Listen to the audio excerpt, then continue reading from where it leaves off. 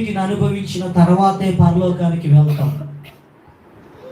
తిప్పలు లేకుండా, చెప్పండి పూర్తి చేయండి, తిప్పలు లేకుండా మనం ఏమనుకుంటున్నాం? తిప్పలు లేకుండానే పప్పలు కావాలనుకుంటున్నాం.